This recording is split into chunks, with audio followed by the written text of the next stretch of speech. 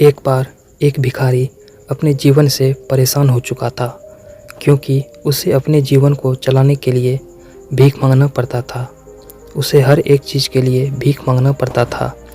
इसी बात को लेकर वह दुखी रहता और दिन भर यही सोचता कि उसके जीवन में बदलाव कैसे आएगा। यह सोचकर वह निराश हो जाता। भिखारी हर दिन देखता कि बहुत सारे लोग निराश होकर आंखों में आंसू लिए और विभिन्न चिंताओं से परेशान गौतम बुद्ध की तरफ जाते, और वापस लौटते समय वे लोग बहुत ही खुश होते थे।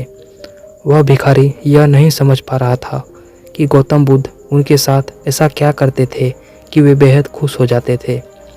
वापस लौटते हुए लोगों के हाथों में न तो पैसे होते थे और न ही सोना चांदी, तो फिर ऐसा क्या होता था कि लोग बुद्ध के पास लौटते वक्त इतना खुश होते थे।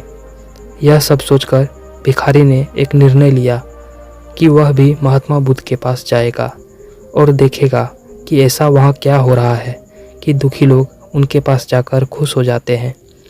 वह बुद्ध से मिलने उनके पास चल पड़ा।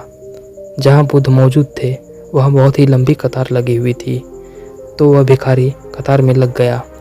कतार में लगकर वह अपनी बारी का इंतज़ार करने लगा। देखते ही देखते उसकी बारी आई और उसने बुद्ध से कहा, बुद्ध, मैं बहुत ही गरीब हूँ, मेरे पास कुछ भी नहीं है। मुझे अपना जीवन चलाने के लिए भी दूसरों से भीख मांगनी पड़ती है।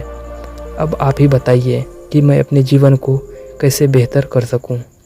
यह सब सुनकर बुद्ध ने कहा, तुम गरीब नहीं हो, तुम्हें ऐसा लगता है क्योंकि आज तक कभी तुमने किसी के लिए कुछ भी नहीं किया और ना ही तुमने कभी किसी को दान दिया, ना ही तुमने दूसरों के लिए कुछ किया। यह सब सुनकर भिखारी के मन में एक आशंका जाग उठी। अपनी आशंका को दूर करने के लिए भिखारी ने पूछा, मैं तो एक भिखारी हूँ, मैं लोगों को दान कैसे दे सकता हूँ और कैसे लोगों की सहायता कर सकता हूँ।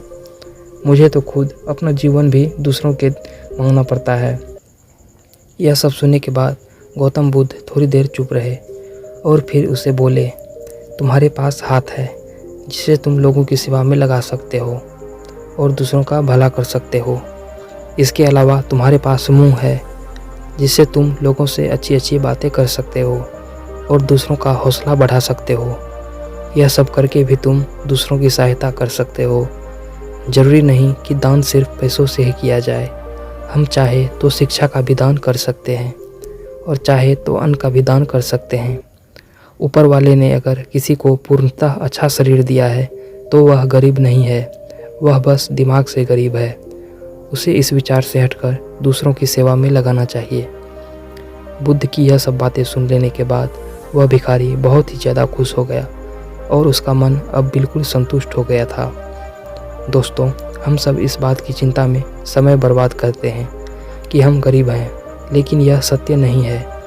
सत्य तो यह है कि जब तक हमारा शरीर पूरी तरह से बेहतर है तब तक हम उसका उपयोग करके आगे बढ़ सकते हैं और खुद के जीवन को बेहतर बना सकते हैं। अगर कोई व्यक्ति सिर्फ अपने गरीबी पर ध्यान दे और उसे बदलने की कोशिश ना करे तो वह मूर्ख है। इसके अलावा हमें दान सिर्फ धन का ही नहीं बल्कि शिक्षा, भोजन, अच्छे विचार आदि का भी करना चाहिए।